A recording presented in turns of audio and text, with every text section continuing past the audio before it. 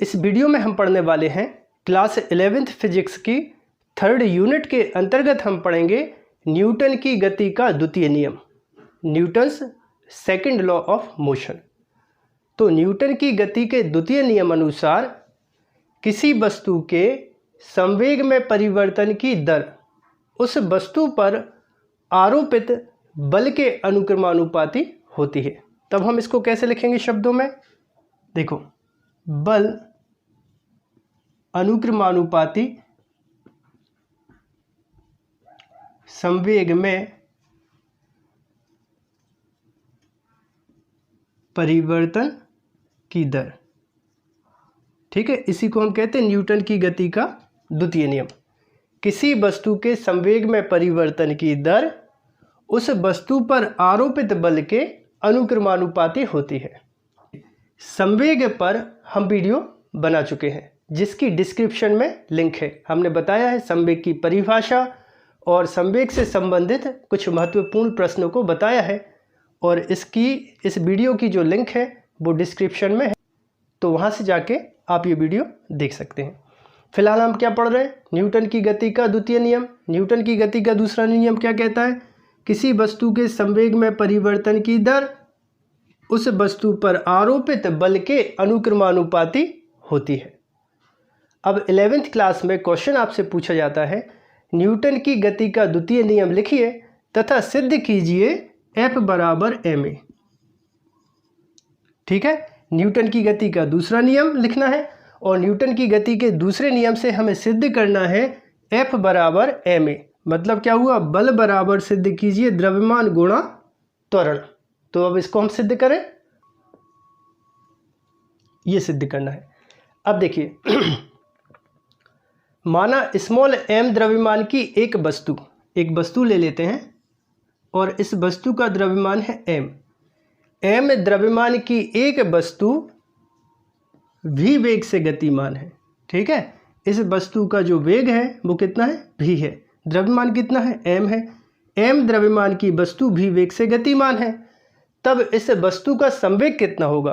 तो संवेग का सूत्र होता है, देखिए, p बराबर होता है m इंटू v। ठीक है, किसी वस्तु का संवेग जो होता है वस्तु का द्रव्यमान और उसके वेग के गुणनफल को उस वस्तु का कहते हैं संवेग। तब ऐसी स्थिति में इस वस्तु का जो संवेग होगा वो होगा p बराबर mv। इसको देते हैं समीकरण 1। अब समीकरण 1 का t के सापेक्ष कर देते हैं अवकलन। समीकरण 1 का t के सापेक्ष अवकलन करने पर। ठीक है, तो समीकरण 1 का t के सापेक्ष हमें क्या करना है? अवकलन करना है। तो अवकलन का साइन क्या होता है? dy dt। ये क्या कहलाता है? अवकलन का साइन कहलाता है। अब इसका हमें समीकरण 1 का t के सापेक्ष अवकलन करना है, तो दोनों साइड हम अवकलन का चिन्ह लगा देते हैं। देखिए, dy dt और यहाँ पर कितना है? p बराबर dy dt और कितना है? mv। अब देखिए, हम चाहे अवकलन करें चाहे समाकलन करें, चिन्ह के अंदर जैसे ये अवकलन का चिन्ह है और उसके अंदर जो भी अचल राशि रहती है तो उसको चिन्ह के बाहर कर देते हैं। यहाँ पर देखिए, v क्या है? वस्तु का वेग। तो वस्तु का वेग तो बदल सकता है, वस्तु तेज गति से चल सकती है या कम गति से चल सकती है। ठीक है, कुल मिला के वस्तु का वेग परिवर्तन हो सकता है, परंतु यहाँ पर देखिए वस्तु का जो द्रव्यमान है वो नहीं बदल सकता। जैसे कार चल रही है तो कार की स्पीड हम ज़्यादा कर सकते हैं या कम कर सकते हैं, मगर कार का जो द्रव्यमान होगा उसको हम नहीं बदल सकते। तो वो कौन सी राशि कहलाएगी? अचल राशि। तो यहाँ पर ये जो m है वस्तु का क्या है? द्रव्यमान है। तो उसको अवकलन के चिन्ह की क्या कर दें? बाहर। तो यहाँ पर देखिए dp y dt equal m और ये हो जाएगा dv और by dt हो जाएगा। अब देखिए, वस्तु का त्वरण,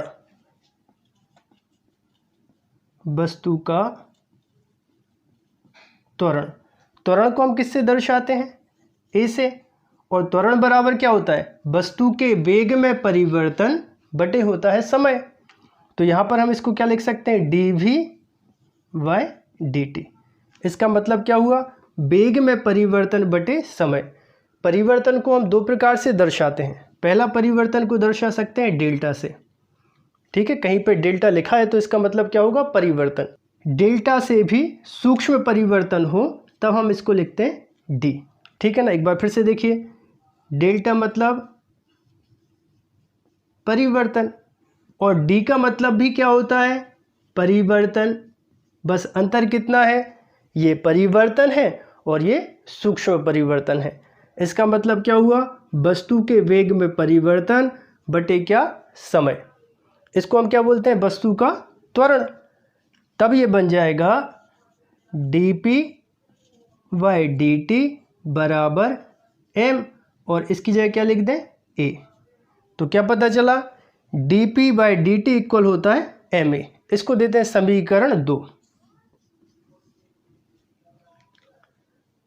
वीडियो को पॉज करें और इतना नोट कर लीजिए, इसके बाद आगे बताते हैं क्या करना है। अब देखिए, जब वीडियो की शुरुआत करी थी तो उस समय पे हमने पढ़ा था बल अनुक्रमानुपाती होता है संवेग में परिवर्तन, ठीक है। इसको क्या कहते हैं, न्यूटन की गति का दूसरा नियम। तो बल को हम किससे प्रदर्शित करते हैं, F से। और संवेग में परिवर्तन की दर क्या हो जाएगी, ये हो जाएगी P मतलब क्या, संवेग, D मतलब क्या, परिवर्तन। वस्तु के संवेग में परिवर्तन और T का मतलब समय। तो वस्तु के संवेग में परिवर्तन की दर यही है, तब इसको हम क्या लिख दें, dp/dt। अब यहाँ पर देखिए, dp/dt प्रोपोर्शनल टू है किसके, F के। तब हम इसको लिख सकते हैं, इसकी जगह हम लिख सकते हैं F।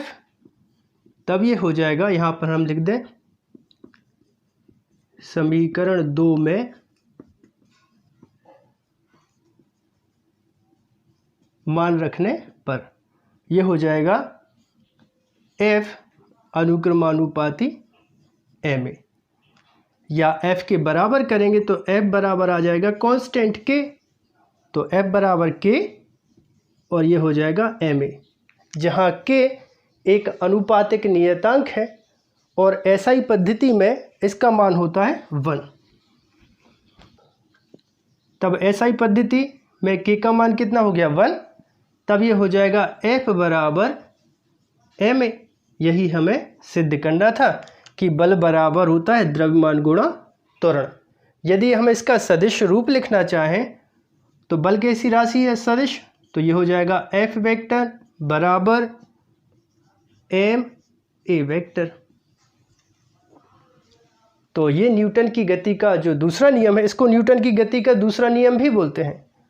तो न्यूटन की गति के, क्योंकि ये किससे आया, न्यूटन की गति के दूसरे नियम से आया ना, तो F बराबर ma, इसको न्यूटन की गति का दूसरा नियम भी कहते हैं। तो बल बराबर क्या होता है, द्रव्यमान गुणा त्वरण। आई होप आप सभी को वीडियो पसंद आया होगा। यदि आप सभी को वीडियो पसंद आया हो तो आप हमारे चैनल को सब्सक्राइब करें, वीडियो को लाइक करें और वीडियो को अपने दोस्तों के साथ शेयर करें।